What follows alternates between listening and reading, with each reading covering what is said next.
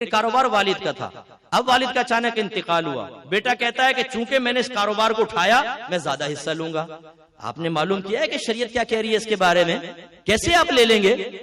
अब्बा के कारोबार में आपने मेहनत की है, आपको ज्यादा हिस्सा किस चीज का मिलेगा?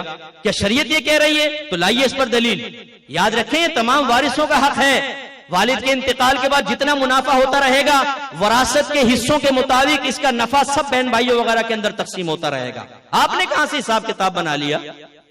ऐसे ही अगर वालिद साहब का प्लॉट था, आपने ऊपर की मंजिल खुद बना ली कि मैं ऊपर शिफ्ट हो जाऊंगा बीवी बच्चों को लेकर, बना ली साहब। वालिद का इंतकाल हुआ तो आप कहते हैं ये ऊपर की तो मेरी है, इसका जितना पैसा आएगा वो सब मेरा होगा, बाकी नीचे का तुम लोग आपस में तकसीम करोगे, उसमें से भी मेरा हिस्सा निकालो।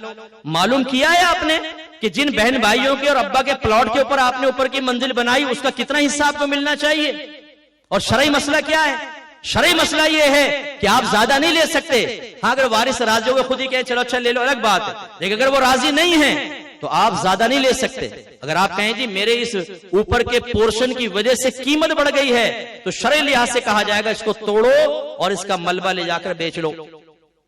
कोई पैसा नहीं मिलेगा तुम्हें, सिर्फ मलबा मिलेगा, मलबा बेचो जाके, जाओ।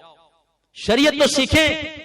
हम में से बहुत सारे ऐसे हैं अल्लाह ने इतना पैसा दिया, करोड़पति हैं, लेकिन फिर भी करोड़ों की वरासत दबाकर बैठे हुए हैं। शर्म नहीं आती कि आपको अल्लाह ने कितना दिया था, उसके बावजूद हिर्स और लालच खत्म ही नहीं होती कि आपने बहनों का हिस्सा दबाया हुआ है, भाइयों का हिस्सा दबाया हुआ है, फूफियों और चचाओं का हिस्सा दबाया हुआ है।